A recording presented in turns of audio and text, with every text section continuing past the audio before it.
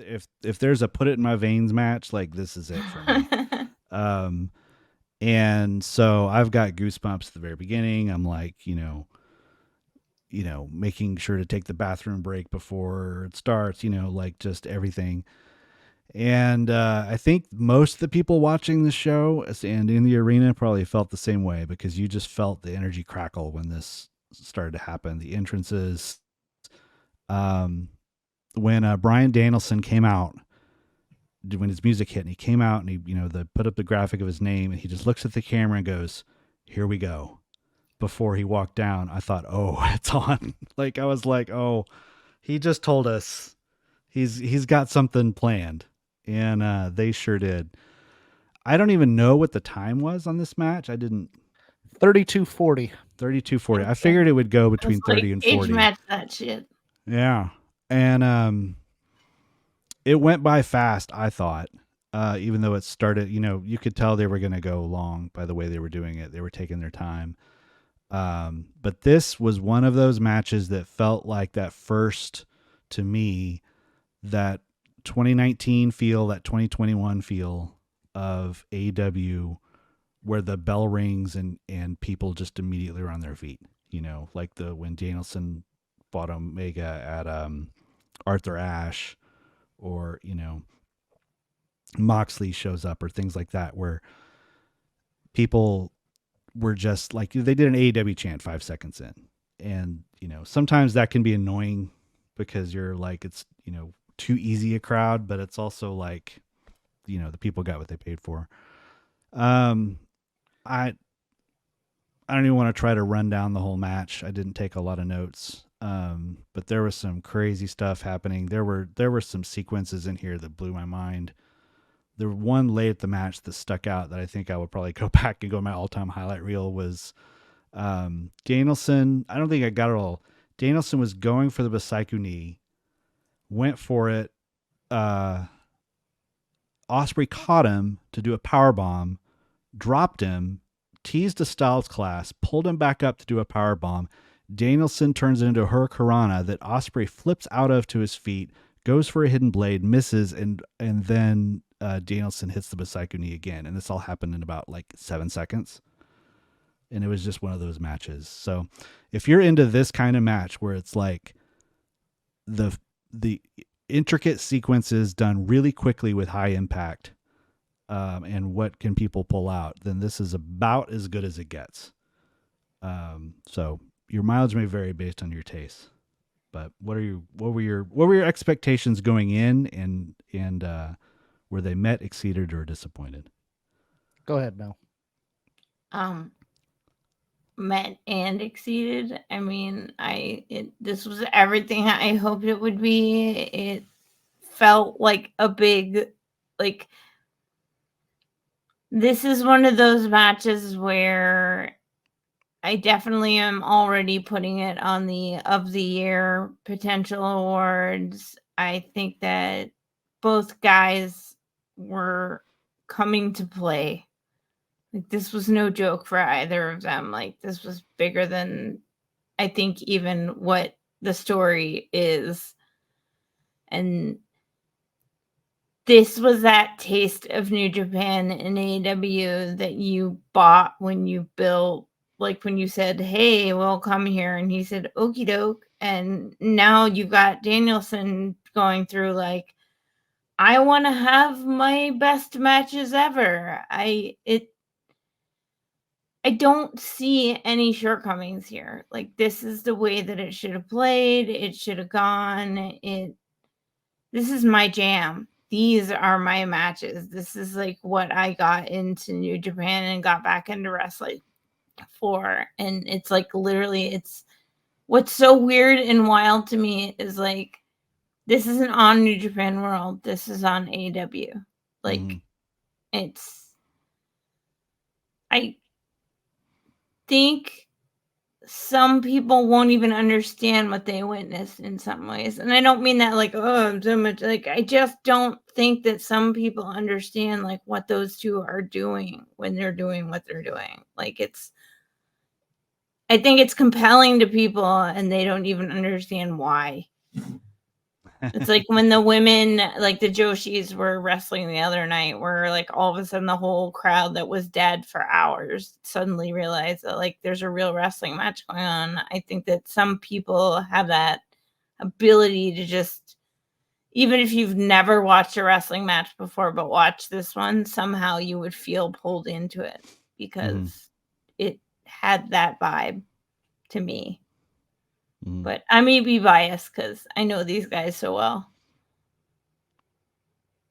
Did you hate it, Jeff? Totally. Poor Jeff. Here's the poll. Not poor Jeff. Come Jeff for is the fine. come for the YouTube shorts. It was fine. That's the poll quote. It was fine. Jeff Hawkins. No, I look. It was very intricate. It was very highly skilled. It went at a very fast pace. It was a good match. Did it not have enough trash cans and concession stands for you, Jeff? No. What, you guys are gonna make me sound like I need to criticize it. I'm totally giving I'm just giving you a hard time. I genuinely though, like what? It was a nice smooth match. No. What? What would make it better? Danielson, I thought over delivered being able to work with Ospreay here. Yeah, he did. Yeah, I mean, being able to go toe for toe. Like, I really liked the first spot where he's ducking and weaving all of Ospreay's stuff, and they're blocking kicks, and they're acting like they're in a real fight. Mm-hmm. And then we went to the dance. It was great. Yeah, I mean, this is gonna be the one that. And again, I say this with love, Paul Fontaine.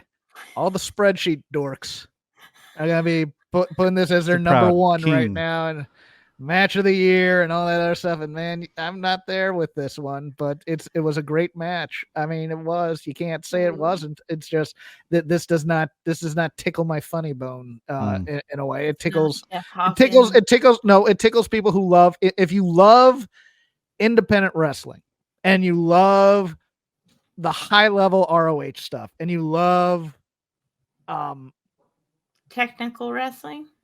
No, because it doesn't feel technical at all. They're doing not a lot more. Okay, forget technical, but because when I think technical, I think grapple. Work rate. The Japanese style of wrestling. If you like the video game, go balls to the wall, keep hitting each other, but there's no real damage going on, and everybody's like doing roar spots here and there. If you like that, if you like the anime style of professional wrestling, I think that's the best way to put it. The anime style of professional wrestling. Are you calling me a weeb? Is that what you're saying? I'm not saying anything. I'm just talking here. Don't put words in my mouth, Mel. It sounds like there's a dog, and it sounds like they're coming in to take. There's a dog, and okay. I'm not going to get. But I'm saying if you like that style, it's great. It really is. It's a great, fantastic match. It's just not the style that I really enjoy all the way, but I enjoyed this quite a bit. I mean, it's one of those. Yeah, it's going to get 12 stars from Dave, and and then everybody's going to get mad on Twitter.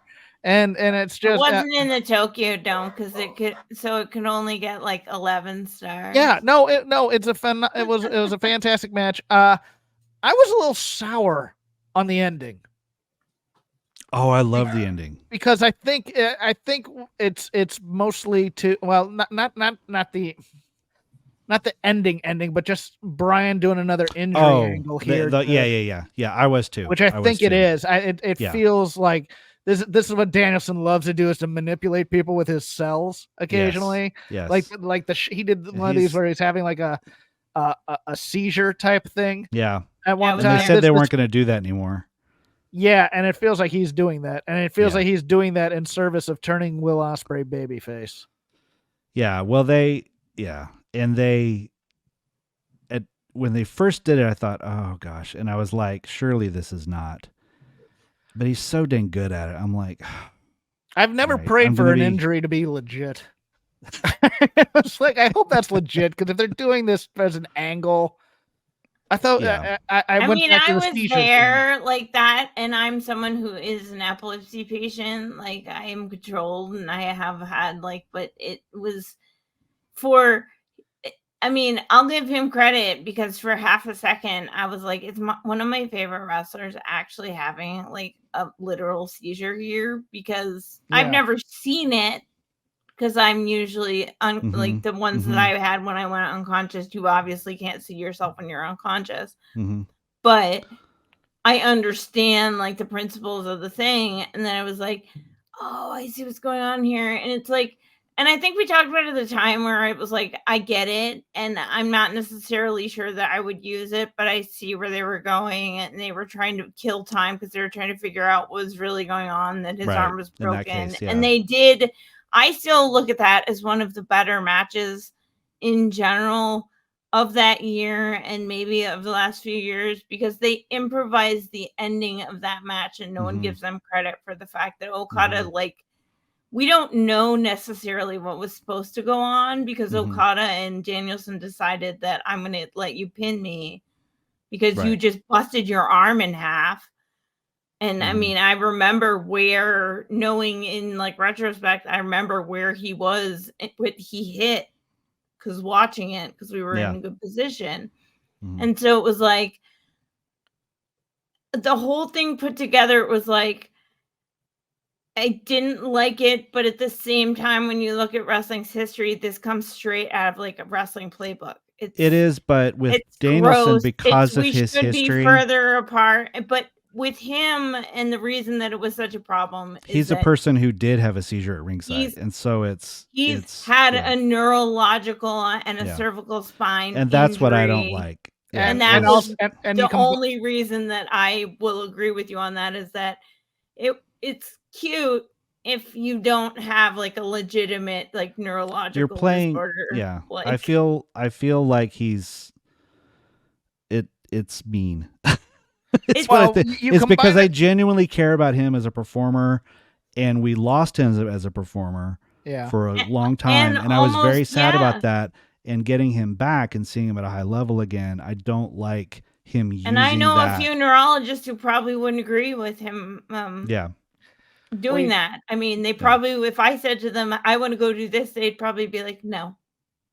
Well, you combine it with his love of lying now that Cody Rhodes has taught him how to lie type of a thing. It becomes more infuriating in a way, but No, I will say. Let me say again. It was a great match. As someone from Aberdeen, Washington, he grew up in Aberdeen, Washington, so he grew up like in Boring Land. So in a way, like he is still like part edgelord because I mean, when you're that indoctrinated, just like me, when you like. When you spend the first like 18 to 20 years of your life in a small town in a weird part of the country where like no one knows where you're from. Right. I mean, the only other person that's famous from Aberdeen is Kurt Cobain. Like, I was going to say, yeah. Like, what's so funny about this is our neighbors that were in our neighborhood, they were the same age as Bryan Danielson and graduated with him from Aberdeen High School because they were all from there, the two of them. And it was hilarious because I remember them telling us about this around a dinner table because they were like, you guys are into wrestling. You would know Daniel, and they were like talking about him by his like shoot name and their pal. And I'm just like, this is weird. But I also fully realized like, he grew up on the like Pacific Coast version of the kind of town that I grew up in. And so I get the like angst and the having your nose stuck in a book because there's nothing else to do in your town. And I can relate to him on some levels. And then with the neuro thing, it's like, okay, stop being an edgelord. You have children. It's not funny anymore. Yeah. And I mean, again, as someone who was like totally like, I get it. I get why he did what he did for Windward. It's fine. And I can say that with neuro problems. So it's fine. Like, cut it out though. I think in his mind, he's it's to put over Ospreay. He's putting over Ospreay as a killer. They're putting over the Tiger Driver 97 as a killer. I will say, when I said I loved the ending, what I loved was that that's the first time I've ever seen, and it may have happened before, and I just never saw it. that a wrestling match ended with a literal joust. That they just basically got to a point where it was like, end this now.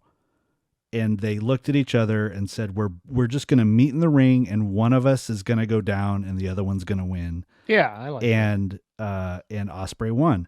I love that. Someone brought up, I think in the Discord, of reminding them of the UFC fight that happened last weekend. The Holloway the Holloway thing, where basically the same thing happened. They called it, there's like 10 seconds left in the match. They said, let's just throw hands until it's over, and one of them came out on top. And I wonder if they thought of that in that. Anyway, I love the ending. I love the match. I'm going to like hold back on saying like greatest or any of that kind of stuff, but it might be up there. If I were to make a list right now, it might be one of my favorite matches of all time. But the only thing that would make it better is if there was more of a story, because this was if you were to compare this to like the great matches to me, like the Okada Omega series, this would be that dome match that was like the standalone match and one person won and one person lost. It would not be the third match where they had all the history and the build and can he ever beat him and all that stuff. And that's the kind of thing you can only do with story. And this match just didn't have that.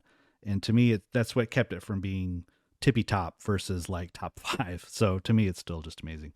Anyway, I want to make I would have liked Don Callis to be a manager for this match as opposed to on commentary. Yes. He really is a good commentator, but it's just not a good spot. Like he does do interesting things that like where he points out little strategy points and things like that, but he either needs to be a commentator or a manager. Yes. It doesn't work for both.